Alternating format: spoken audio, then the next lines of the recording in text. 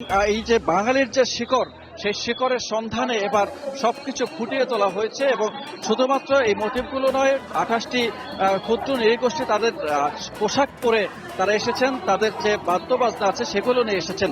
এর পাশাপাশি এখানে প্রথম দিকের যে আনন্দ শোভাযাত্রাটি, তার মধ্যে আমি দেখতে পেয়েছি যে বাংলাদেশের কৃষ্টি কালচারের সাথে একসাথে আমি দেখতে পাচ্ছি যে ঢোল বাদ্য বাজিয়ে আনন্দ উৎসবের মধ্য থেকে পহেলা বৈশাখ এটি একটি আনন্দ শোভাযাত্রায় পরিণত হয়েছে। এই আনন্দের বার্তা সারা দেশব্যাপী ছড়িয়ে দেওয়ার জন্য তাদের এই আয়োজন। এবং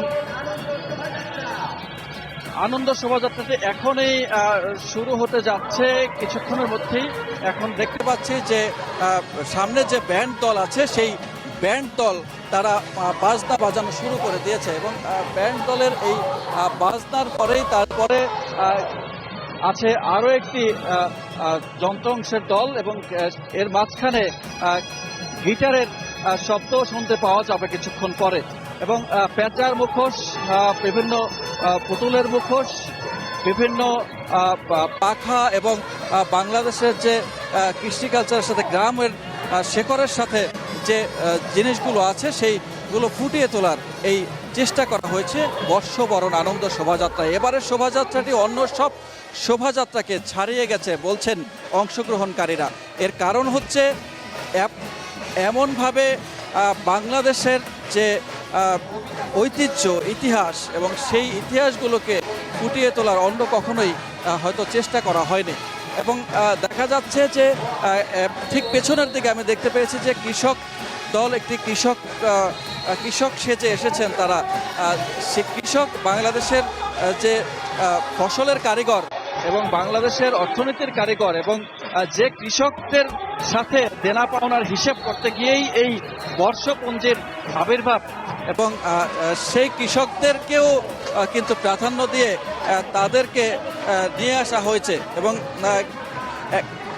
এবং সেই কৃষকদেরকেও প্রাধান্য দিয়ে অংশগ্রহণ করতে সুযোগ দেওয়া হয়েছে।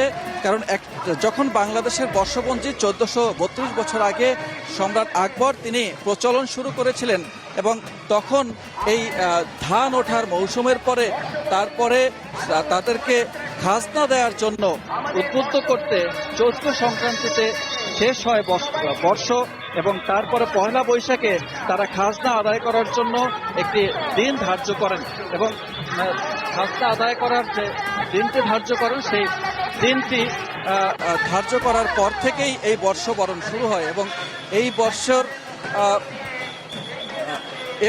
এবারের মতো এত চমৎকারভাবে গত কিছুদিন ধরে এরকমভাবে আর দেখা যায়নি।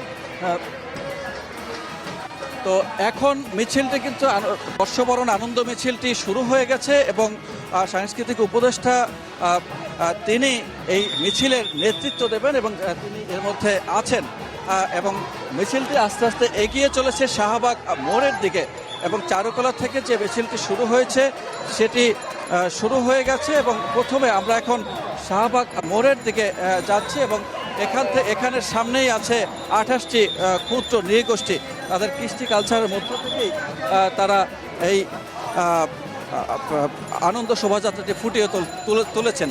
এবং এছাড়াও বিভিন্ন ধর্ম, বর্ণ, গোত্রের মানুষ তারা রং, বর্ণ সব কিছু যেন মিলেমিশে একাকার হয়ে গেছে এবং তাদের যে বিশেষ করে লাল এবং সাদার যে আধিক্য, লাল এবং সাদার আধিক্য থেকে আমরা দেখতে পেয়েছি যে লাল এবং সাদার আধিক্যতে ছেয়ে গেছে এই পুরো আনন্দ শোভাযাত্রাটি।